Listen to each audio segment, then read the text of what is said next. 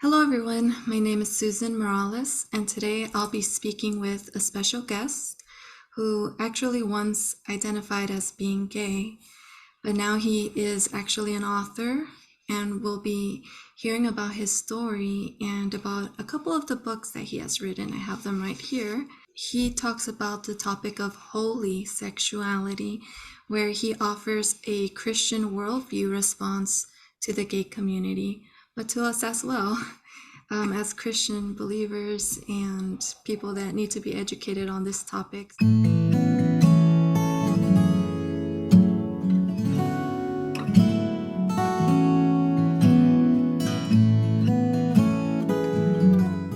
So thank you so much, Christopher. Is it Yuan? Yuan. Yuan. Yes, like Yuan, you off. Well, thank you so much for being here, Christopher. Amen. My pleasure. And I should have said Dr. Christopher. It's all right. You can call me Christopher. Okay, thank Too you. formal.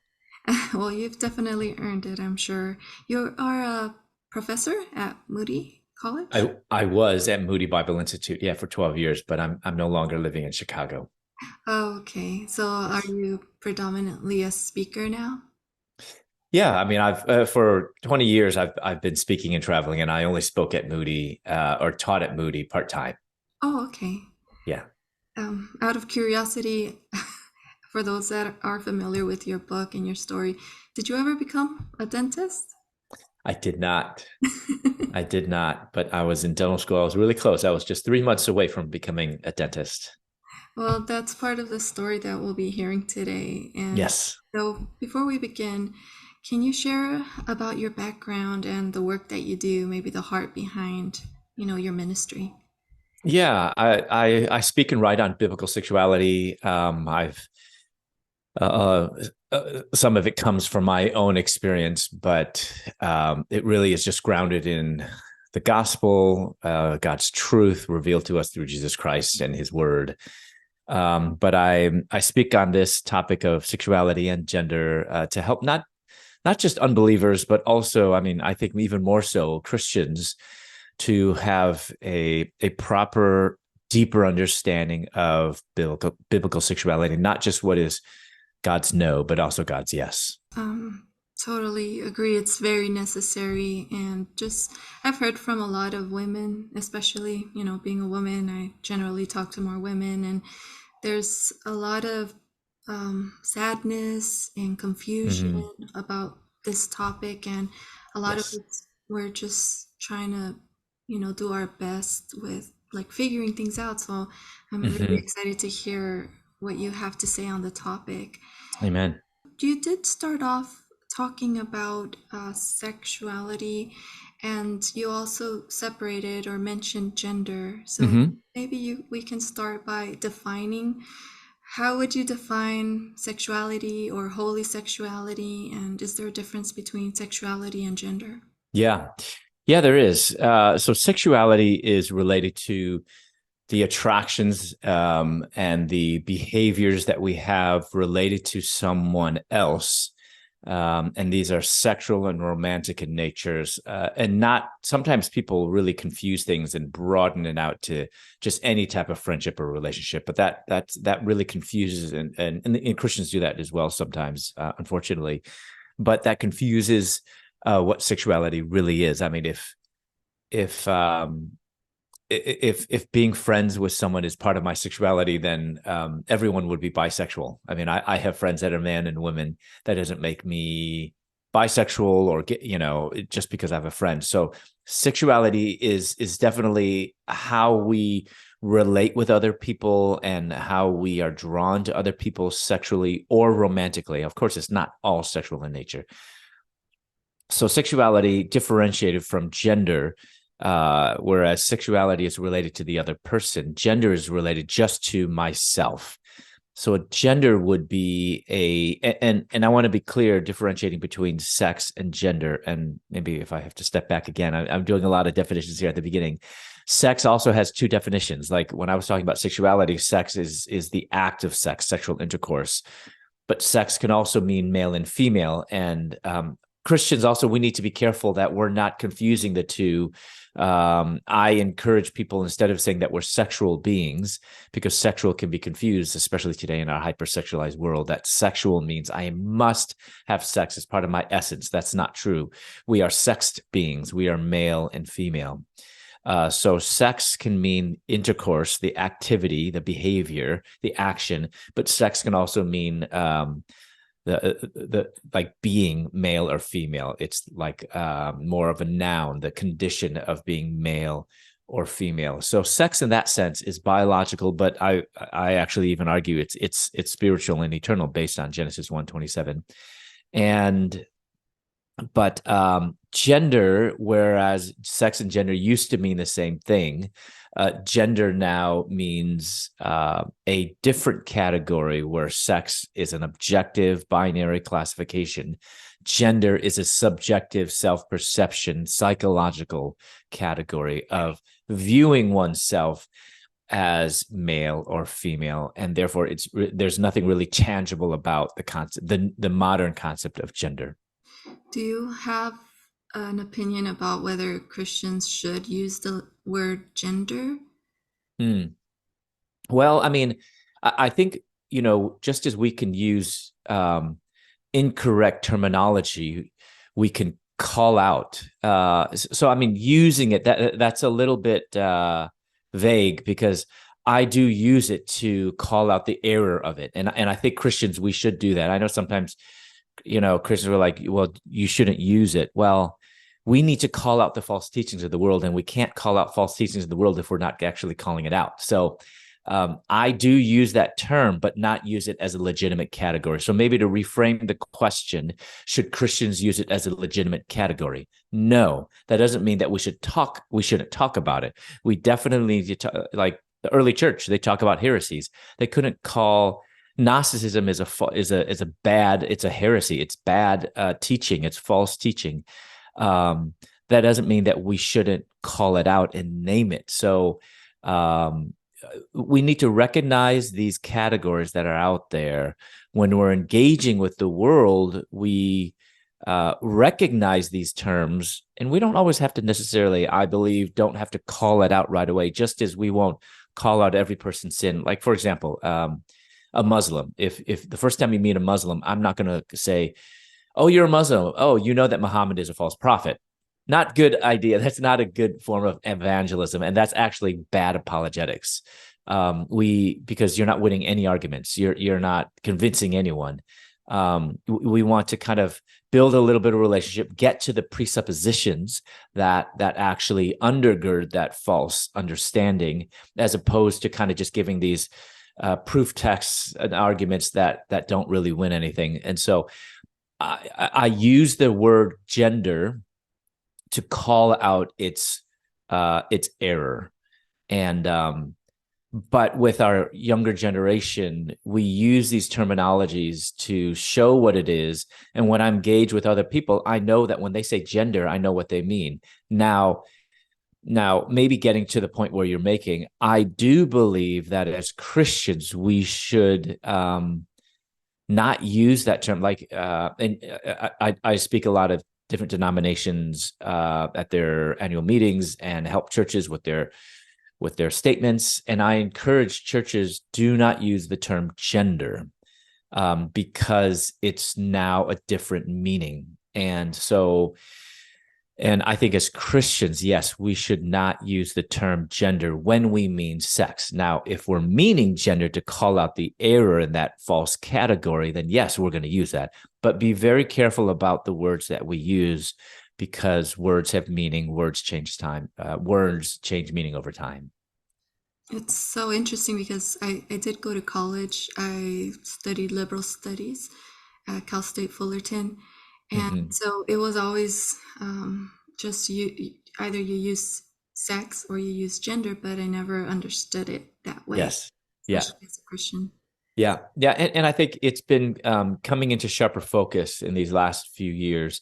And to note, a lot of people confuse gender with norms. Masculinity and femininity are not the same thing as male and female, sex or gender. And so people often will say, well, what does it mean to be a man anyway? Where they really mean, what does it mean to be like, what does masculine mean? Well, masculinity is shaped often by culture and society, and I will agree with that in wrong and right ways. Just like in America, the concept of masculinity I think is faulty. A man is supposed to be rough and tough and mean and inartistic and unemotional. That's not a biblical understanding of how a man ought to live. Norms are kind of societal expectations for how men and women should live. Now, we do have a category of that in the Bible, and that's called manhood and womanhood, biblical manhood and womanhood, how men live and how women live. But these are standards according to the Bible, not culture and society, because culture and society can give us wrong perceptions. The Bible does not. Good. And I'm just kind of thinking that during the times that the Bible was being written as well, I'm sure that they also at their time might have had their own cultural versions of masculinity, femininity, and Jesus comes and he clarifies those things as well. Yeah, I think he does to a point. We also see how there is a misunderstanding in oftentimes that the Bible is patriarchal or it had a low view of women.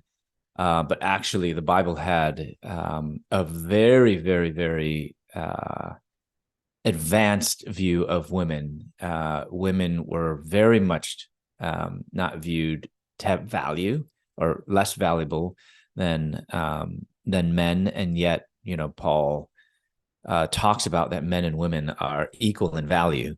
But they're still distinct in roles, and that is kind of from the Old Testament all the way to the New Testament. Jesus reveals himself after the resurrection to women first. Jesus was born of Mary, so that there's a lot of things that actually elevates women in a time in the ancient Near Eastern world and even the Greco-Roman world where women were viewed as nothing. This is fascinating. Maybe we should rewind a little bit and talk a little bit about your story. Yeah, sure. Sure. Because, something that caught my attention as I was reading the beginning of this book is that you talked about how you were a boy that you weren't into sports, you weren't that good in Yep. sports. I think you said you described yourself as a very sensitive boy. Yeah. So, would you say that those are some of the stereotypes or the views that our culture has about what it is to be masculine? And are do you have any like thoughts about that now versus back then? Yeah, I mean, those definitely are our views of what masculine ought to be, and I think that those could be culturally bound, and those aren't incorrect. I mean, it's not uncommon that you'll hear a dad tell his son, boys don't cry. That's not biblical at all. Jesus wept, and Jesus was the perfect man. Ezra, Nehemiah, Jeremiah, they all wept public tears. And so I think we have this misperception. And my point there wasn't, and you're right, there is this stereotype in the world and in the church as well. And there's this kind of hypocrisy also in the world where they tell us, don't stereotype gays and lesbians. And there's truth to that. Like, not all gay men are feminine or artistic. I knew some gay men that were just horrible artists. They were not, they could not dress. They could not, I mean, we have this stereotype that we think, gay men are very like nice clothes and they know how to decorate and all that. And there's some truth to that. But there's also some that aren't. I mean, it's the same way with any man that doesn't have same-sex attractions or doesn't identify as gay. So the but my point of the hypocrisy is that the gay community says, no, not all gay men are gay. But then you hear these stories of these gay men. They're like, oh, I always knew I was gay. And they're like, why? Well, I was artistic. And I was like, wait, aren't you you tell us that we can't stereotype all gay men as this, but then you're actually perpetuating that stereotype. So I mean, and I want to be careful not to perpetuate that stereotype. Just because I was sensitive or I like music or whatever that was, does not then like automatically make a boy then gay or same-sex attracted. However, what unfortunately happened was, um, having those characteristics, all my peers and others viewed me as less than and kind of then labeled me as gay. Not to say that that is what made me gay, but that definitely was a catalyst that kind of pushed me in that direction of making me think, am I? And then compounded with the main root cause, which is not those external things, but the main root cause. And this is important because I think for years we have diagnosis incorrectly and given the wrong root cause, which is more of a Freudian framework, things in our childhood. That's not the root cause.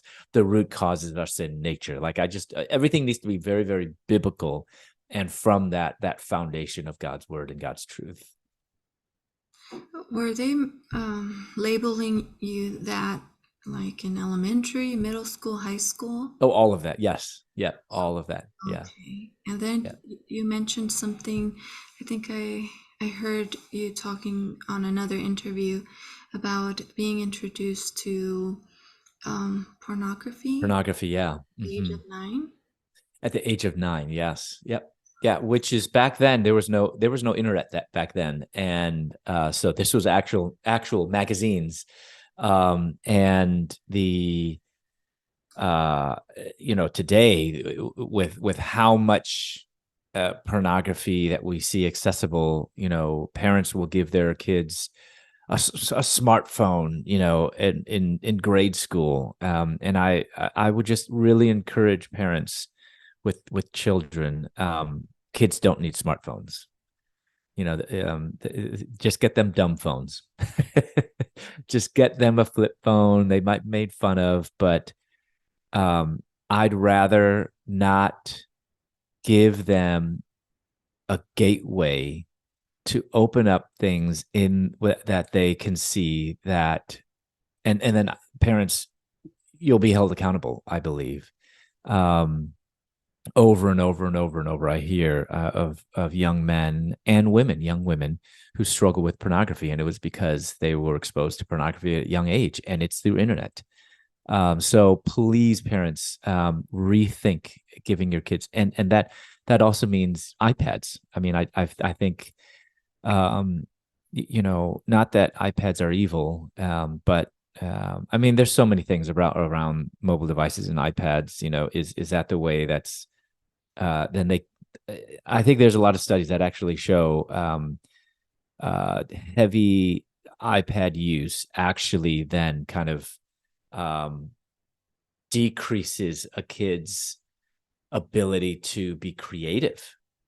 But also with iPad use, it allow them, maybe just a period of time, an hour or two a day, and yes, they will survive if they only have an hour or two a day, and maybe make it more educational in nature as opposed to just kind of mind frying, just sitting there and just watching it, and that absolutely does not educate, and actually makes us as just consumers, entertain me. And I think, but I don't know, I'm getting on so many different tangents here, but I think it was pornography that was not the root cause. It did not cause, but it was a catalyst. And I kind of keep coming back. It was an influence.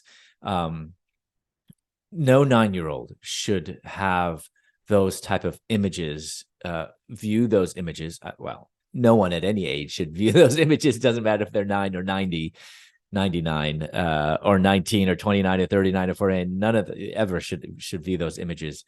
But especially at 9, when you're so impressionable, we should be very, very careful. And so parents, I would, please don't get your kids the smartphones and the smart tablets that they can have. They can use yours and borrow it, but also don't use that as a pacifier, because when that's taken away, kids then don't know how to handle themselves, and which is why a lot of times, in churches and stuff, I remember when I was a kid, this is back in the 70s, we just sat there. our the world revolved around our parents, not around the kids. And there's such a flip of that today, unfortunately, that we then wonder why our kids are so spoiled, or they have, so um, self-sufficient, and they think because we've been instilling that in our kids.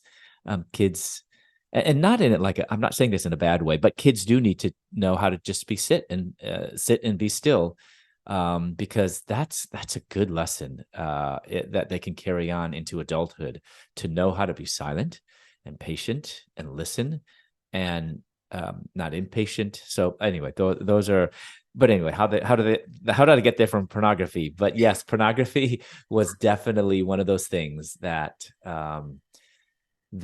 awoken things in me, and again, the root cause is my sin nature. So those things awoken things that were rooted in my sin nature, which I believe, we're all born with a sin nature. We already know that. Are we born gay? No, we're born with a sin nature. But I do believe we could have propensities towards certain sins. I think some people may be born with a propensity toward alcoholism, a propensity toward gossiping, a propensity toward even a pornography addiction, and possibly even a propensity, not a predisposition, but a propensity towards same-sex attractions. And then these things in our lives are influences that kind of awaken these things in us that shouldn't ever have been awoken. Yes, I totally agree with what you were talking about the screens. I'm a mom of two, and Okay, good. I totally like that. That actually was a nice little bonus. Being about, yeah, definitely being aware of our influence as parents and how we're going to shape them into the kind of adults that they're going to be, and Amen. definitely don't want them to be so self-centered Yes. in the bad Yes. way. But do as a mom, I've come across a lot of movies, especially Mm, that are for kids, and they're starting to introduce those topics, and it kind of brings to my mind just thinking about our culture today seems to be saying that it's more about identity. The LGBTQ plus topic, hmm it's more about identity, but isn't it more about, like, I mean, true, but at the same time it is a sexual topic, hmm because I mean, how do you explain to your little kids, for example? And I think you have a book coming out that will probably hmm talk about this, but Yes. how do you really explain to your kids about the topic without actually covering the topic of what the implications are Yeah. sexually? Yeah, well, definitely. There needs to be a foundation, but and I just wanted to say something also about your comment about, we see it starting. I actually see that it has been started for a long, long time. It's these undercurrents of messages. For example, um, Frozen. I mean, I don't have kids, but I'm an adult, and even as an adult, I know that movie had such an enormous impact. I never saw the movie, but I saw snippets of it, and I know the storyline. But I saw snippets of it online and YouTube, etc. But that song, "Let It Go," Susan, let me tell you, the first time that I heard that song, you know what I thought? Immediately. I mean, like as soon as she's telling the story, she had to hide things, and then the scene where she just kind of let go, and I mean it was, she let her hair out, all of that. When I saw that, I mean, two things I said: that 100% was written by a gay man. Not to stereotype again, but I mean, it was just so extravagant and just. But you know what was the other thing that I thought clear as day? That song, "Let It Go," is a gay anthem song. It's a gay anthem. Let it go. In other words, be who you are. And think about the whole storyline. She had to hide it. She had to be ashamed of it. Her parents told her, "Don't tell anyone." I mean, that this is it just replace her superpower with being a lesbian. It's one, I believe. Disney wasn't like pretending, "Oh, what a coincidence," "Oh, if you were to actually ask whoever wrote that, I could almost guarantee behind closed doors that is a story about it's a story to set kids up, little kids up, so that what are they going to do? Come out. That's a coming out story. 100%. And actually, you look at all the other movies. I mean, there's some other ones. I mean, there was one that Robin Williams was in long time ago, maybe 10, 15 years ago, about he was a robot. And I don't remember the name of the movie, but this is like a dystopian kind of movie in the way future. But this was 15 years ago. This movie came out with Robin Williams, who's now who's passed away. But he was a robot, but it fell in love with, I think, the owner or something like that. But then robots and humans weren't allowed to marry.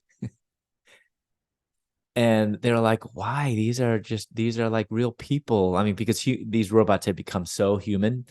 And so finally they went to the government, and finally the government made it okay for them. Or I can't remember the whole storyline, but I watched that and I'm like, that is about gay marriage. What else can that be about? And so Disney has been for a long time, and in Hollywood, of course, they're doing these subtle messages. And this is so funny that I'm giving this advice to parents and moms and dads, because I'm not even a mom or dad. But I want to challenge parents: don't buy any of the modern kids' books today. I don't think you can even go through one book anymore that has something subtle or explicit in there. Even Christian books, you can flip through Christian books and there'll be a gay couple there. It has nothing to do with, but like in the pictures or something like that. It's so subtle. Go back to the old classics, go to Clifford or Curious George, or the old school stuff. Pull out your own old kids books that very clearly talk about good and it's not just about the sexuality and the gender. It's now about Disney does not know what is good and bad. I think I read somewhere about the new Peter Pan that they did. They were like, they portray evil as just someone who's misunderstood. Don't teach that to your kids. Don't take them to Disney. Don't take them to read all those things. Just read old books. Well, I mean, I'll take that back. You can, but think critically about those. Read ahead about those. Read someone, a theologian or a Bible scholar who's seen that movie and shows you kind of all these subtle images and critique them, so that when you watch it with your kid, you can then have a couple hours of discussion. I would say always do that. I wish I could have done that when I was a younger kid. My parents weren't Christian, but yes, I mean, so maybe I'm taking back some of what I said. Watch it with your older kids, but then have these discussions afterward. Don't let them just randomly think about on their own to come to their own conclusions. But Yeah. this comes down to worldview Yeah. and helping us to have this, not just what we believe, but why we believe what we believe.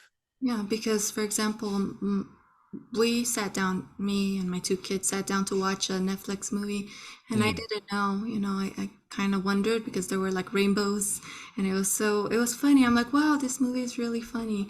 But little by little, I suspected it, and then I went on my phone, like while we were done, and Yeah.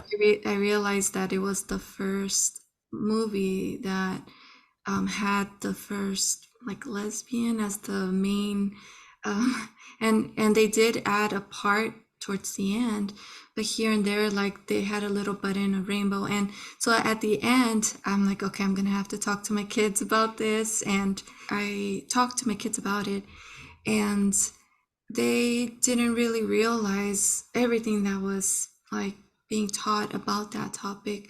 So it's completely different. A grown up absorbing, reading those books that you're saying that they're making today, or the movies, as opposed to little kids that can't think critically on their own just yet. That's right. So, That's right. shifting topics a little bit, Mm-hmm. your book also talked about your experience where you were kind of pressured by your mother to just let her know what was going on with you, if you were gay or not. And that was a terrible experience for her, almost ending her life, contemplating that. Mm-hmm. And I noticed, wow, both of you felt rejected all at Yeah. the same time. Yeah. And, I have heard of situations where family members that perhaps the parents are Christian, they may have a fear of their kids going to hell. And I have heard of a situation where, for example, one of the parents became violent, ended up going to jail, in that situation, losing, pretty much breaking that relationship with their child.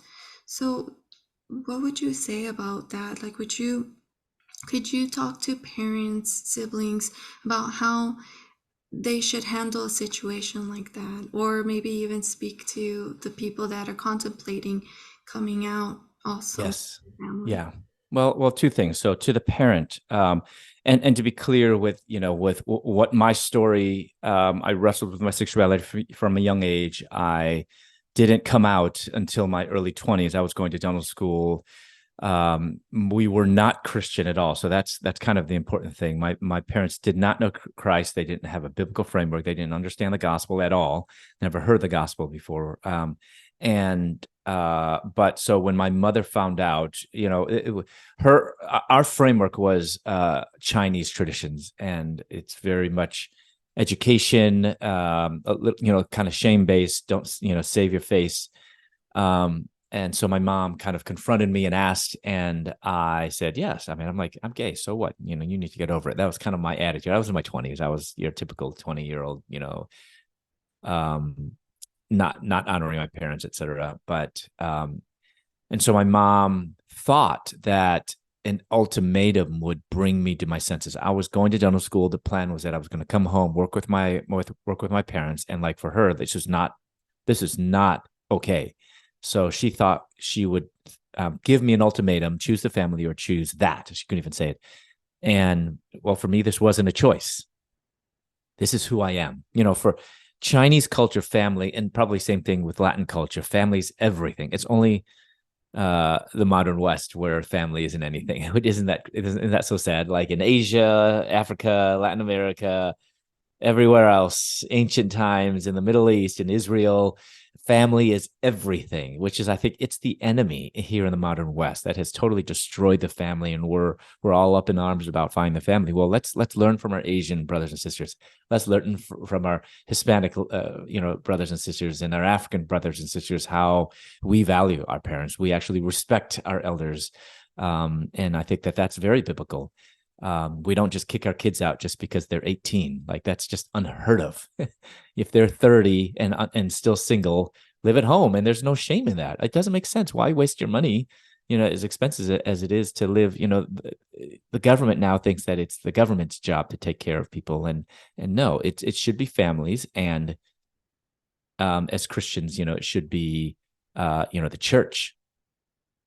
So we see now that we have to so my mom and dad, so they kind of my mom gave me an ultimatum. I said, well, if you can't accept me, I have no other choice but to leave. And so that is what you're saying. She felt I rejected her. I felt she rejected me. It's so funny. And this is why we wrote our book, Out of a Far Country, A Gay Son's Journey to God, A Broken Mother's Search for Hope. And we did it as alternating chapters, interwoven narrative. So it was my mom, one chapter, me's the second chapter, my mom, the third chapters. She did all the odd chapters. I wrote the even chapters.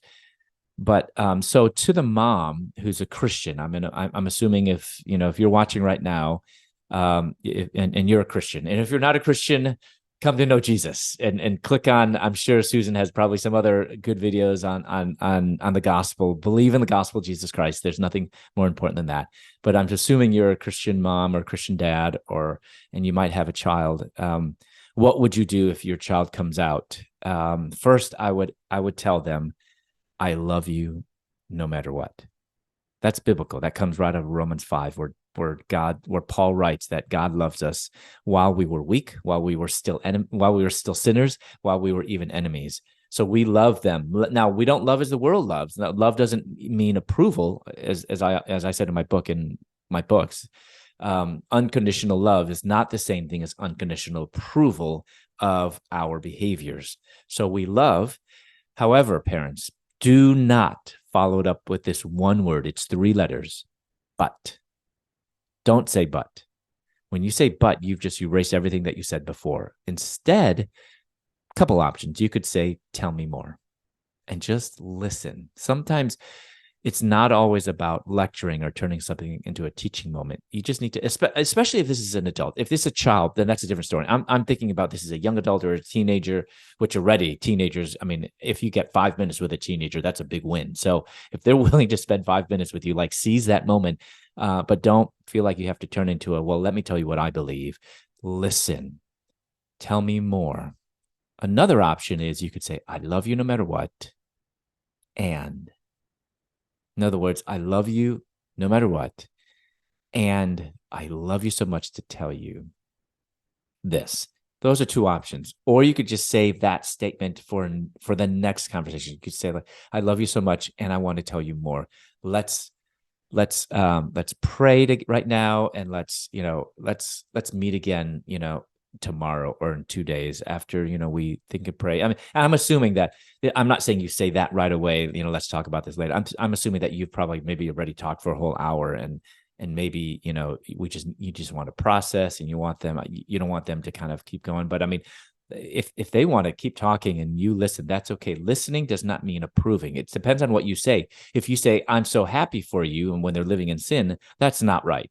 You could say, I see this is important to you. That's different.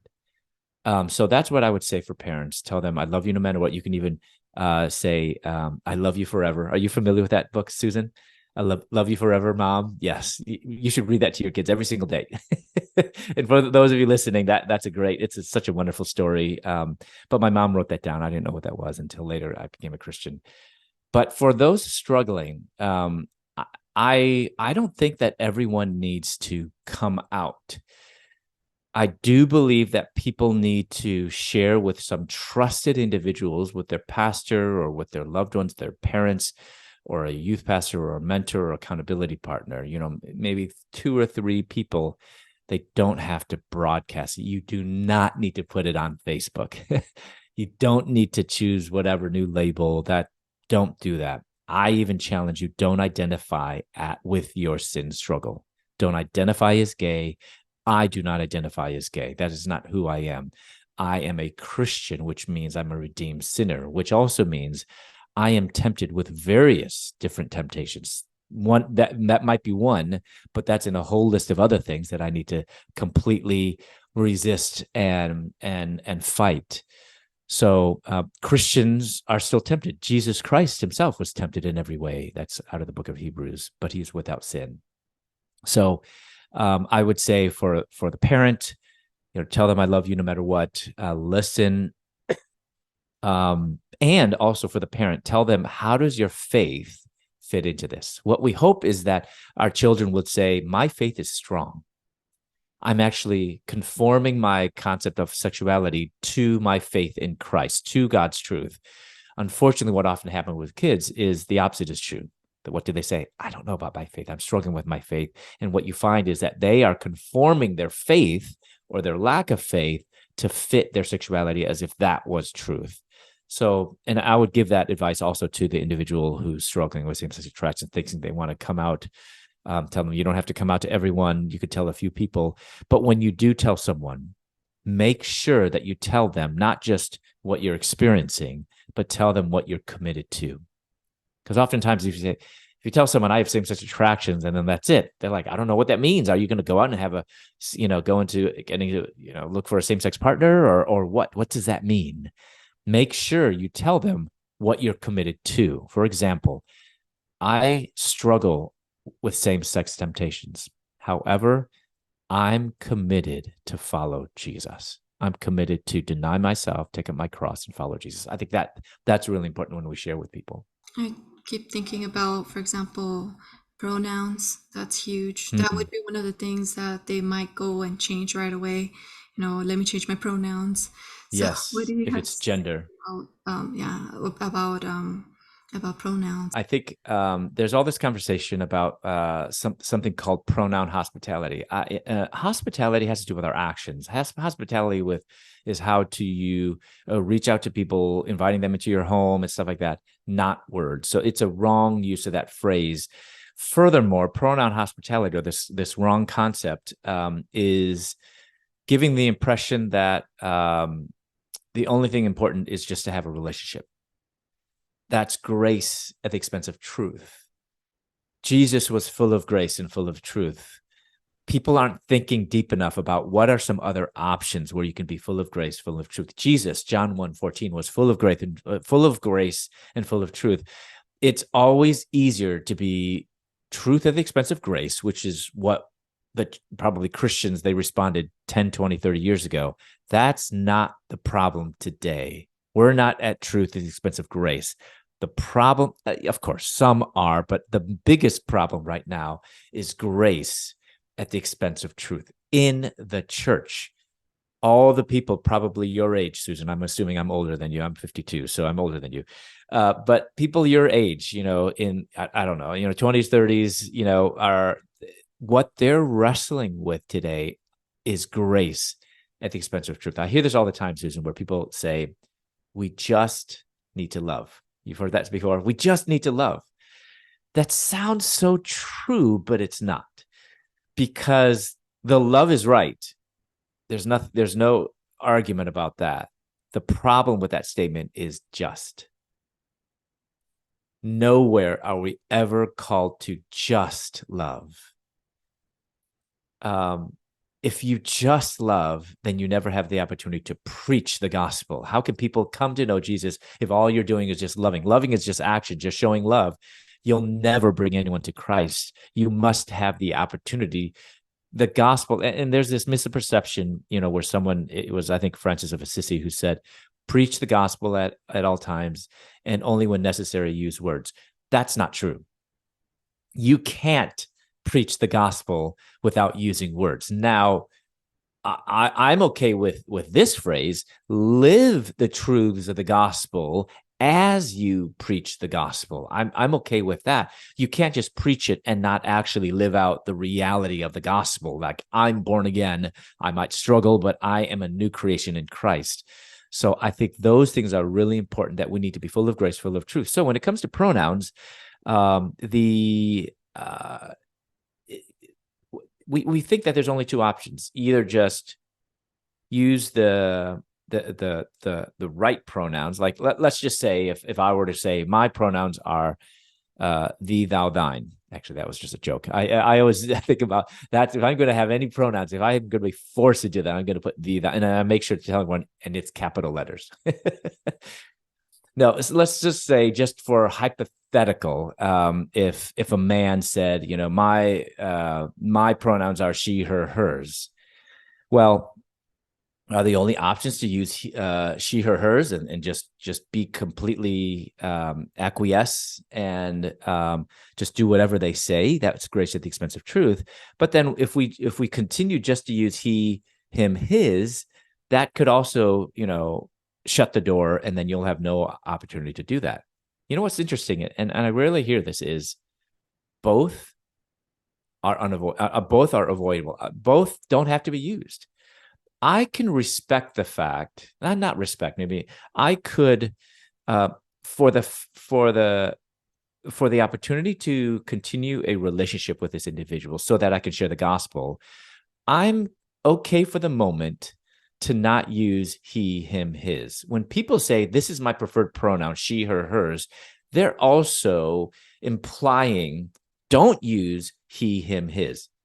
I'm kind of okay with that for now. I won't use that with that when that person is there or present. Which, if you think about it, if I'm talking to this individual right now and this person says, my pronouns are she, her, hers, fine. But when I'm talking to you, let's say, I will never. It's bad grammar to use third person pronoun when I'm talking to an individual, unless you're Yoda. Then grammar doesn't count.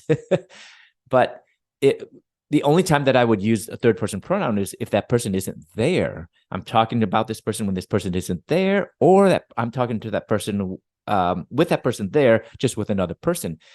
It's avoidable. I don't have to use he, him, his, or she, her, hers. I can use my friend. I could use the name. And so now here comes to the other question: what about names?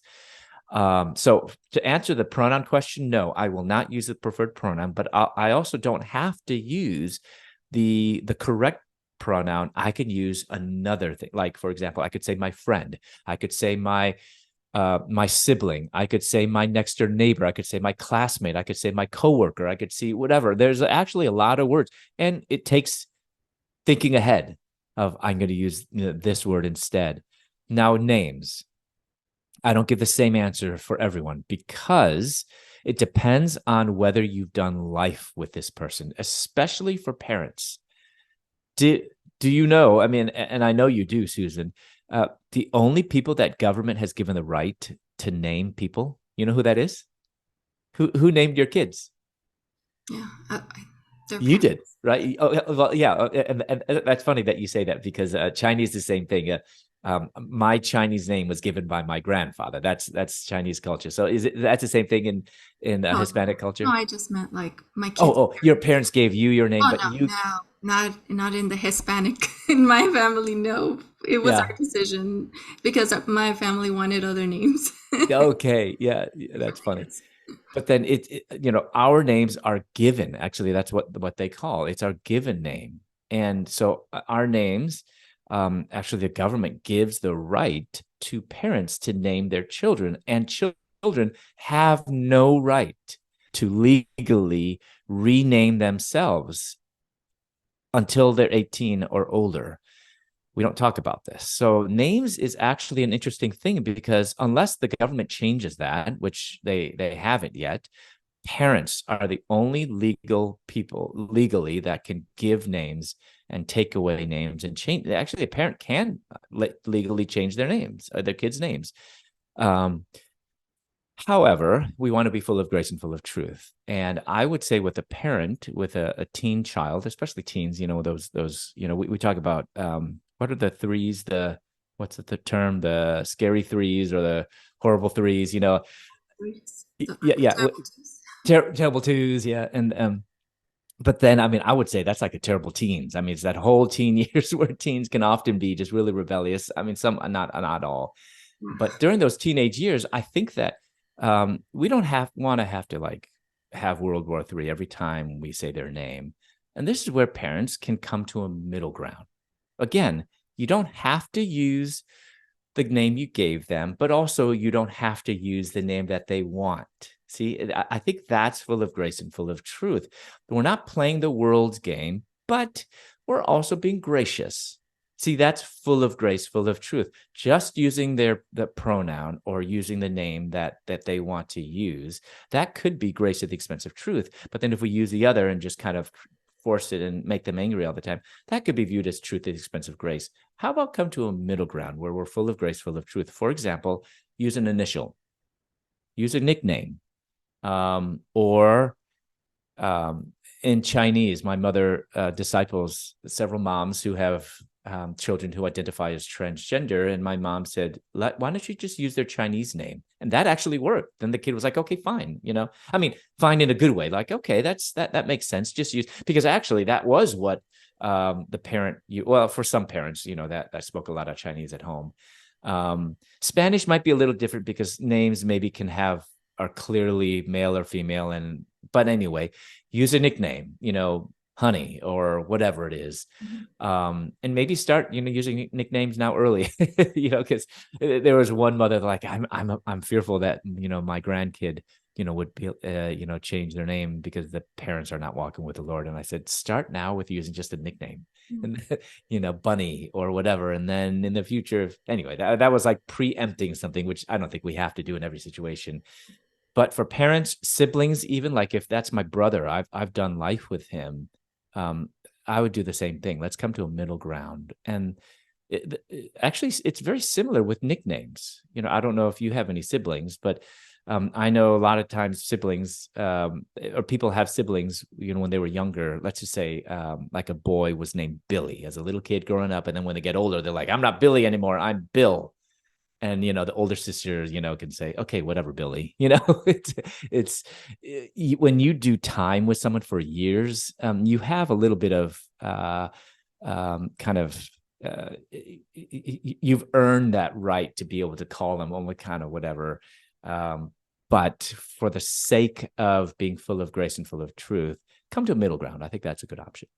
Yeah, and I think you are pointing out that for every situation, like we shouldn't try to just go based off of what the world is telling us. That's These are right. the rules. That's Instead, right. you do have this relationship and you can have a conversation, and because maybe both are kind of in this awkward place and okay, want to still be family, so let's try to find some agreement here. Hmm. Although I did want to talk to you a little bit about if you go to websites Hmm. where it's mostly for the LGBTQ community, Yep. there's a lot of like they hate you and these conservatives, these they want to, kill or what's that word, annihilate, and all of these things. And I just when I came across one of those websites, I thought, oh my goodness, like no wonder a lot of people. I mean, if they're already dealing with a lot of issues, then if they're constantly hearing these kind of messages,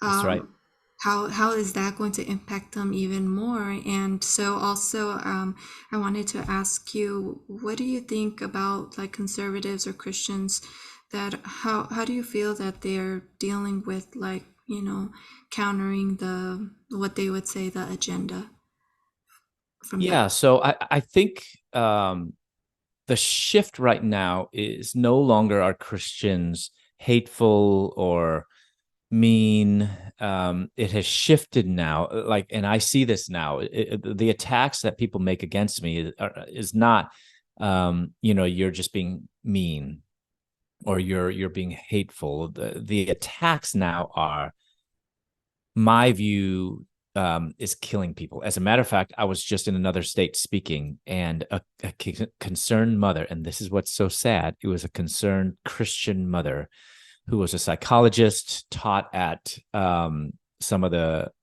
Christian universities as an adjunct psychologist, and claimed that the latest studies were people like myself who give this type of message. 28% of people who receive that message commit suicide. I mean, it was just so far fetched. I'm very familiar with all the literature out there, on suicide, especially related to sexuality. There's not one that actually says that, all those studies that kind of purport suicide rates increase. For those are the few studies that are out there show rejection of parents that reject their kids. Now, those are very, very weak studies. How do you define rejection? And again, this has nothing to do with whether they're Christian and they reject. These are kids. Usually, these are studies of kids who have run away from home. And so they measure that. They interview these kids, and these kids, of course, say that my parents rejected me. Now, I don't know about any of your listeners or if you, Susan, yourself, if you've ever dealt with situations like that. And I'm not an expert on homeless kids or runaway kids, but I do know few specific cases. The story from the kid, how different do you think is that often from the other side, the parent side? It's usually night and day, right? Whereas the kid said, my parents, they kicked me out of the house. They rejected me because I was gay, all this. And then if you just heard that story, you're like, that's so tragic. How could the parent do that? And then when I've had situations where I actually knew both, and I knew those parents and I heard their story, and never, ever, ever did they say, I kicked my kid out because they were doing drugs. It was usually they even one situation they threatened my wife, even hit my wife, strangled her, or pulled out a knife, or they were doing so many drugs, and we kept telling them you can't bring drugs into the house, and or whatever it is. It's usually quite a different story. So those studies, I would say, are very, very, very flawed. And are those not homeschool, homeless, very different, right? Homeless kids, is it a tragedy? Yes. Do they need to be cared for? Yes. There's a high incidence rate of suicide rates among these homeless LGBTQ kids. But is it because of parenting and rejection? Let's do better studies, because I think when we try to point it and blame parents, though that could be in some situations, but I think and often the case is there's some major mental health issues going on that activists are simply sweeping under the rug. So when we are accused of having blood on our hands, the only blood are on the hands of the activists as they are trying to obfuscate and trying to point to cry wolf and say, this is the problem. In other words, Christian parents or Christian pastors or whatever people, and they're trying to point and say wolf, wolf, wolf, when there's no wolf, when the real problem is mental health. Mental health is definitely an issue. We don't know why is there a correlation. And here's the hard fact evidence that should just convince everyone. The argument by activists is that stigma causes suicide. Stigma of homosexuality causes suicide. If that were the case, then we should be able to go into the most gay affirming country in the world. That's the Netherlands. The Netherlands have legalized gay marriage long time ago. And so we should be able to go, there. They're so gay affirming that, there's no stigma, and there's actually no really evangelical Christian presence there in the Netherlands. So we should go there because they've been that way for over 10 years. Kids have grown up, a whole generation, zero stigma. We should be able to see no high incidence rate of suicide. Not true. There is still a very marked increase and prevalence and incidence of suicide ideation and suicidality among LGBTQ plus teens than their counterparts, than the ones who do not identify as that. So it's a problem. The problem, though, is not stigma, because the facts actually point to that. And would you say they need to pursue, obviously, a relationship with Jesus Christ, but also some going to counseling and maybe looking up your ministry for further resources to help? Yeah, what I would suggest is, and I'm a huge proponent of biblical counseling, with that's guided with scripture and, at a local church. I think today many of the even Christian psychologists, like I said, that example, that was a Christian psychologist, a person who said that they were a psychologist and they're only Christian because they had a cross on their neck, or they maybe owned a Bible. So I'm and I hate to, I don't know if they do, but I would actually be very hesitant I've heard too many stories of parents who took their kid to a Christian psychologist, and the psychologist actually affirmed their sin. So I'm going to lean toward biblical counseling, which is a totally different concept, not psychology, because I actually I've yet to hear of a current Christian college or university that has a psychology department that is solid on sexuality. Yeah. So, Mhm. yeah. Oh, go ahead. I was just thinking, especially now that parents are losing a lot of rights and they're just doing things behind their back. You're right. It Yes. could be a worse Yeah. situation. Yeah. So my book, I have two books of Out of a Far Country, A Gay Son's Journey to God, A Broken Mother's Search for Hope. Actually, it's right there. I should have grabbed it. Then the other one is a black and white one. That's called Holy. Oh, you've got that right there. Yes. Holy Sexuality in the Gospel, Sex, Design, and Relationship, Shaped by God's Grand Story. So that one there on the left that Susan has, that was named 2020 Book of the Year for Social Issues by Outreach Magazine. And I wrote that for adults, but boy, I mean, Susan, we need something for kids and for teens. So in the 3 years, I've been finishing up a project, and it's called the Holy Sexuality Project. It's a video series for parents and their teens, because right now we have a huge vacuum. Parents are desperate for resources, and there really aren't any out there. There's a few resources that were on abstinence, that are kind of old. I think Focus on the Family has some, and I think those have been beneficial, but there's nothing that's actually current. And even those ones on abstinence, and they're good. What's lacking is this. Sometimes when we talk to our kids about biblical sexuality, it's this: don't do this, don't do that, don't do this. Important. But we can't stop there because we can't build a Christian life just on God's no. What is God's yes? That's why I wrote my newest book, Holy Sexuality and the Gospel, which is chastity and singleness, faithfulness in marriage. And that is good news for all.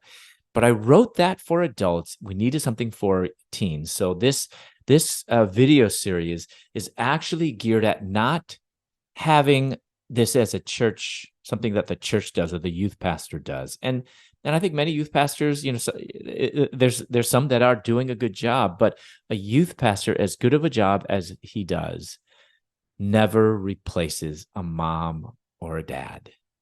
A youth pastor, I think they can disciple your kids, but they should never be the primary discipler.